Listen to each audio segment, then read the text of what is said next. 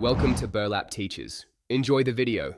In this video, I will explain how to replace your Jeep Wrangler windshield wiper motor. First, let's prepare by gathering our tools. You'll need a Phillips head screwdriver, a flathead screwdriver, a 10mm socket, and a 1/2-inch socket.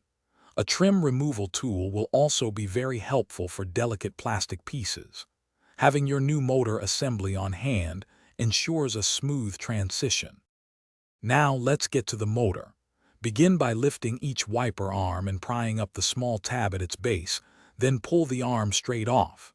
Next, remove all 7 Phillips head screws from the cowl, including those under the hood trim. Some models may also have T30 Torx screws.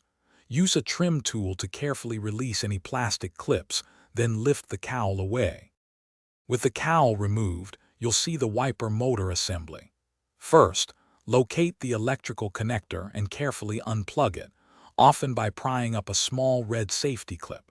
Next, use your 10mm socket to remove the 3 bolts holding the entire motor and linkage assembly in place.